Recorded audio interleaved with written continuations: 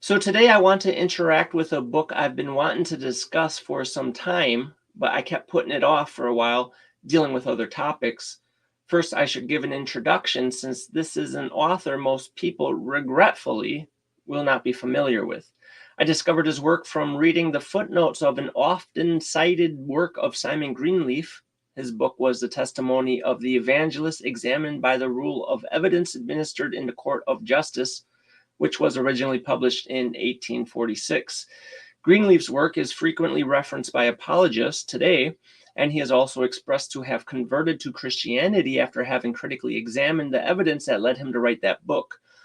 I am not so sure that his testimony is even true as it is commonly reported. Personally, I have not found any firsthand sources providing that as a fact, though many modern apologists make the claim. So if anyone is aware of where that information comes from, a firsthand source from Simon Greenleaf himself, I would love to know to confirm that as a firsthand source. When I read Greenleaf's work, he frequently footnoted a source that sounded interesting, entitled An Introduction of the Critical Study and Knowledge of the Holy Scriptures, written by Thomas Hartwell Horne, originally published in 1818. Thomas Horne was a royal librarian and thoroughly read scholar. This title is actually a 4-volume set that was supposed to be a full seminary education for the average man who couldn't go to seminary. It went through 11 editions in the 1800s and was reissued in 1970. I found the 6th edition online at a website, historicalapologetics.org. If you're not familiar with this website, it is directed by apologist and philosopher Dr. Timothy McGrew. Dr. McGrew has a focus on apologetics from the 1700s into the early 1900s, available on this website. I would encourage anyone interested in apologetics to get familiar with these older works, as they are very valuable, more scholarly than most modern apologists, and more philosophical and thought-provoking. These older apologists also were familiar more with the ancient authors, while our modern apologists and scholars are dependent on secondhand sources. And it seems to me most of the time our modern scholars quote ancient sources but haven't actually read them. Today's computer software allows search engines to quickly find quotes, which it seems to me has been abused by modern scholars. And frequently I find quotes from ancient sources taken out of their context because these modern scholars haven't actually read these works cover to cover, only quote mining them from the software word searches and whatnot. Anyway, historicalapologetics.org is a very good resource to check out if you're not familiar with it as of yet. Now, back to Thomas Hartwell Horne. His book, An Introduction to the Critical Study and Knowledge of the Holy Scripture, is a 4-volume set, which I am only commenting on the first volume, which is to do with the topic of apologetics specifically. I have not read the other 3 volumes, so I cannot comment on if they are any good or how much I would agree with his views presented in those volumes. But for his first volume, it was really good. And reading it made me disappointed to think that so much of our modern apologetics have dropped the ball. Sadly, most apologists are attempting to produce popular level works at a dumbed down level for lazy people who don't like to read big books. This might make them popular or provide them with more sales of their books, but ultimately it has dumbed down Christianity and has contributed to lazy scholarship and shallow arguments used by modern apologists today. Just an example of this, without naming names, I've read plenty of books where their bibliography will cite or reference some 60 or 70 titles, but being familiar with so much of this literature, personally, I can pick out maybe 10 to 12 books that were used to write the entire book, and all these other titles were utilized, only quote mining from the 10 or 12 books that are actually necessary to read to write the book that they wrote. Thomas Horne was writing in a period when archaeology and science was at a stage of infancy and just beginning to form. Nevertheless, he comments on a number of these topics being up to date with his research. He briefly mentions various discoveries in archaeology, such as coins, but he predominantly substantiated these discoveries with historical sources. I appreciate this as modern apologists put such an emphasis on archaeology, not realizing how subjective it is and how diverse interpretations are concerning any and every archaeological discovery. Modern apologists also seem to be ignorant of ancient sources, or at least downplay the significance of ancient literature. But I have frequently expressed that digging up a brick is really meaningless unless you find an inscription informing us of what this brick belonged to. Maybe it's a temple. Maybe the inscription will say temple to whatever god, built by Nebuchadnezzar in his 15th year. Now we know a lot about where this brick came from and what it was used for. But if a short inscription like that means the world of difference in interpreting archaeology, how much more should ancient literature inform us of archaeology? As for the science, Horne took what we would call a young earth creationist view. Contemporary straw man arguments against creationism have supposed the movement arose in the early 1920s or 30s. Such arguments are first historically inaccurate, and secondly, logically flawed as a genetic fallacy. Concerning the creationist views, Horne states on page 153 through 154, quote, "One of the most striking collateral confirmations of the Mosaic history of the creation is the general adoption of the division of time into weeks, which extends from the Christian state of Europe to the remote shores of Hindustan, and has equally prevailed among the Hebrews, the Egyptians, Chinese, Greeks, Romans, and northern barbarians, nations some of whom had little or no intercourse with others, and were not even known by name to the Hebrews. The division into weeks, on the contrary, seems perfectly arbitrary. Consequently, its prevailing in distant countries and among nations which had no communication with one another affords a strong presumption that it must have been derived from some remote tradition as that of the creation, which was never totally obliterated from the memory of the Gentiles, and which tradition has been older than the dispensation of mankind into different regions," unquote. Arguing for physical evidence of the worldwide flood, he points to fossils found all over the earth. On page 159, he writes, quote, "The Hebrew historian, however, expressly asserts that it was universal, and his relation is confirmed by the fossilized remains of animals belonging to a former world, which are found in every quarter of the globe," unquote. Again, he states on page 160, quote, "To these facts we may add that all the researches of the most eminent geologists tend to prove the recent population of the world and that its present surface is not a very ancient formation," unquote. So he argued the fossil records and recently developed science of geology proved a Mosaic record and a worldwide flood in recent creation. He added to this line of evidence the history of nations consistent with the age of the Mosaic record on page 161 through 167, and universal tradition of a worldwide deluge on pages 167 through 170.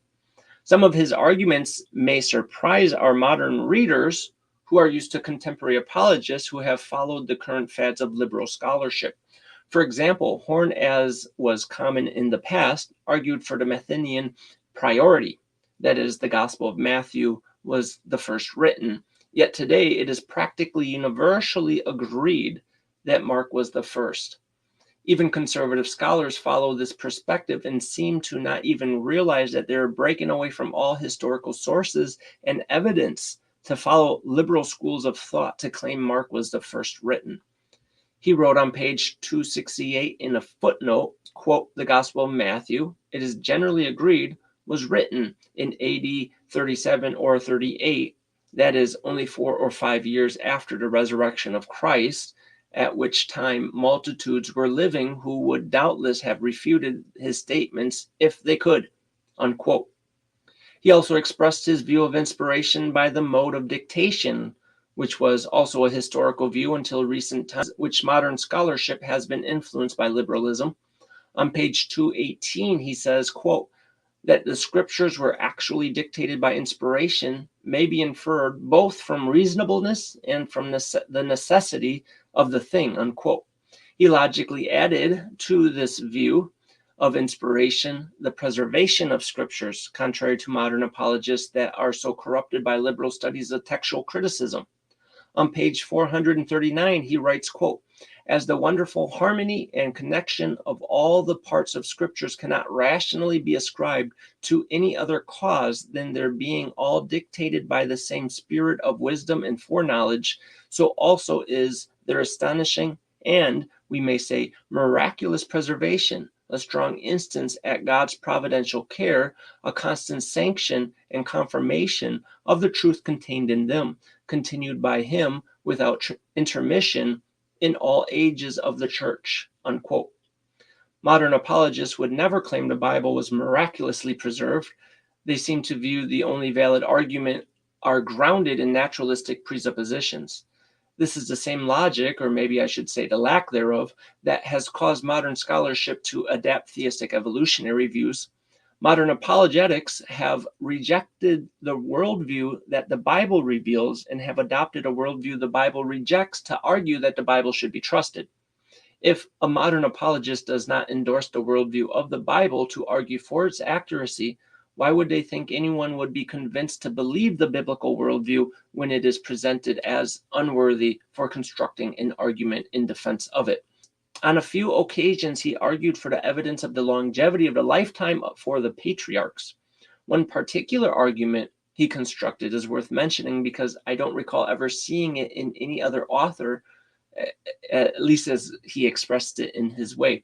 He writes on page 345, quote, this, referring to the Mosaic dispensation, was really and essentially the same for substance as that which was professed and practiced in the ancient patriarchal times, with the addition of a special covenant made with a particular people, among whom God was pleased for wise ends to erect a sacred polity, and to whom he gave a revelation of his will, which was committed to writing as the safest mode of transmission, religion having hitherto been preserved chiefly by tradition, which was more easily maintained during the long lives of men in the first ages, unquote.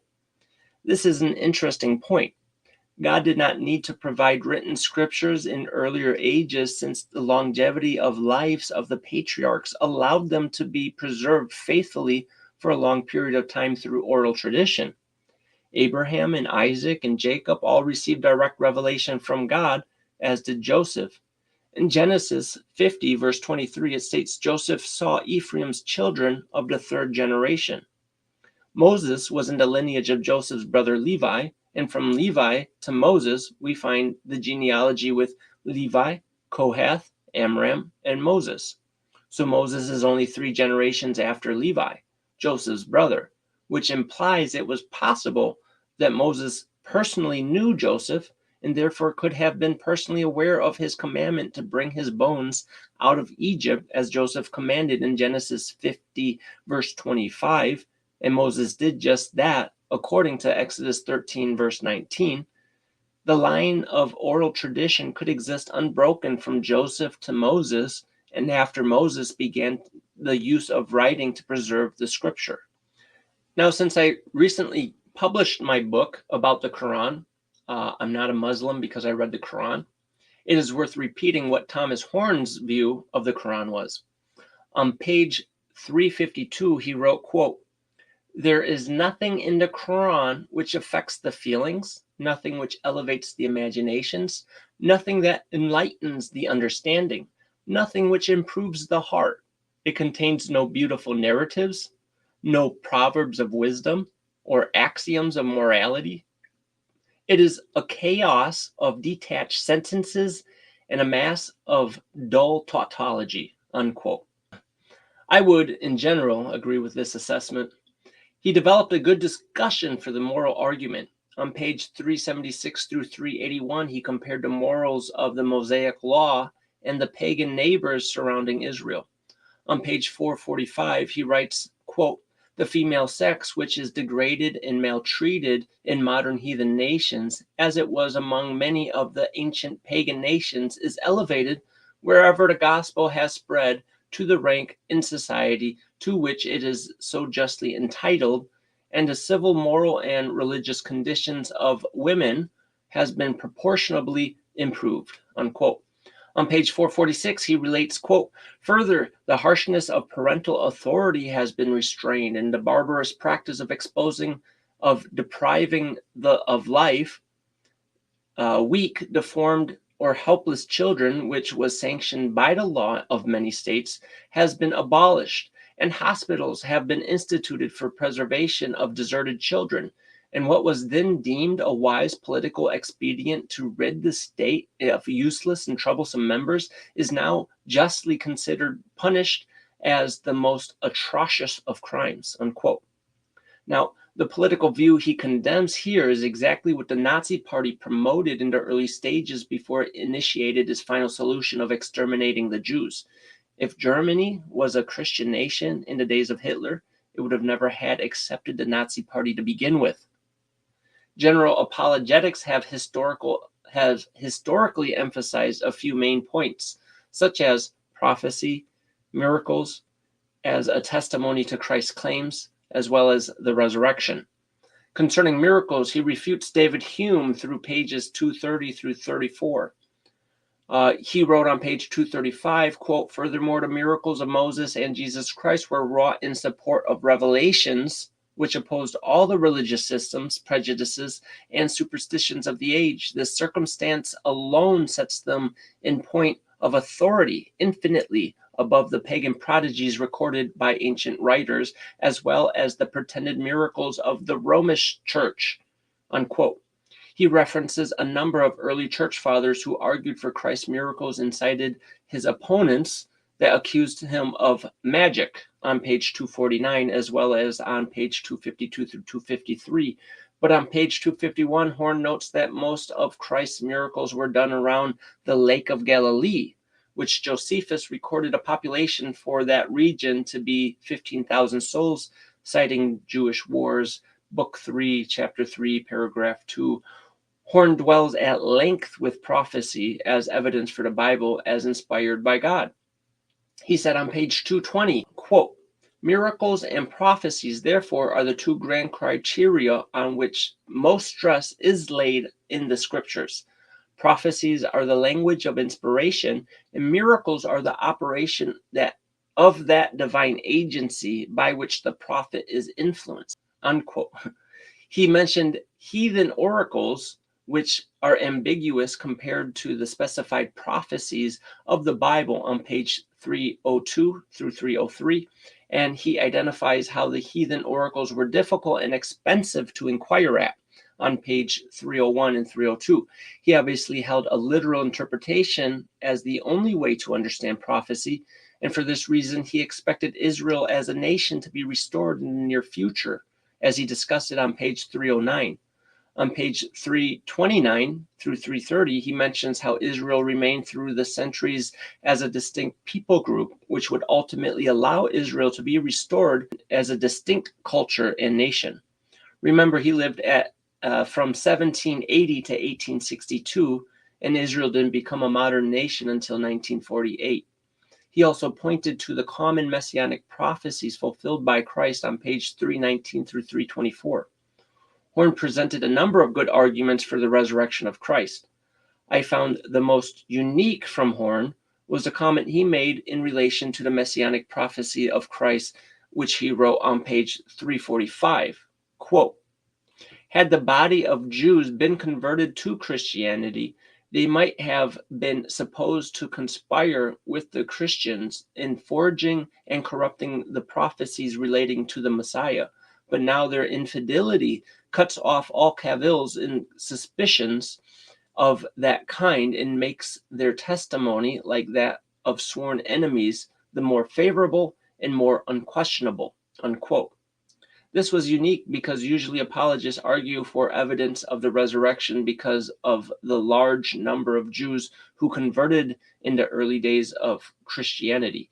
the fact that thousands converted to Christ who lived right there in Jerusalem and were witnesses to the events of the crucifixion as well as the empty tomb is the normal argument for Christianity's historicity. Here, Horne turned the normal argument around and said the mass of Jews who rejected Christ proves that messianic prophecies have remained untampered throughout history and confirms Christ is the Messiah. He elaborated messianic prophecies on page 532 through 548, and on page 558 he writes, quote, "It is a fact worthy of remark and which ought never to be forgotten that most of the prophecies delivered in the Old Testament concerning the Messiah were revealed nearly and some of them more than 300 years ago, and yet scarcely one of them can be applied to any man that ever lived upon earth except him, who is Emmanuel, God with us, the Lord Jesus Christ, to whom give all the prophets witness," unquote. In closing this episode, I just want to exhort my listeners to not neglect some of these older authors that produce a lot more sophisticated arguments than our modern scholars, and even held more conservative views which our modern apologists have rejected in order to be accepted by liberal scholarship. There are powerful proofs of Christianity which have been forgotten and neglected by today's authors, and it would be good if the upcoming generation of scholarship would get reacquainted with this material. It would probably be fitting to close with one last quote from Thomas Hartwell Horne. Again, this is his book, An Introduction to the Critical Study and Knowledge of the Holy Scriptures, originally published in 1818, though I am citing the 6th edition published in 1828, Volume 1. And on page 479 through 480, he writes, quote, "God has afforded us, as the preceding pages have largely and particularly shown, many and certain proofs of the truth and divine authority of Scriptures, even as certain as any matter of fact is capable of. And we now exhort man to believe, not that which is barely possible and excellent and probable and of the utmost importance in itself, but that which they have all the positive evidence and all the reason in the world to oblige them to believe," unquote. This is Heath Henning. Thank you for listening to Truth Watchers podcast. Remember to hit the follow button and invite a friend to tune in. For more fascinating facts, check us out at truthwatchers.com, because sound apologetics and exegesis of scriptures is important for all of God's children, as it is indicated in 3 John verse 4. "I have no greater joy than to hear that my children walk in truth."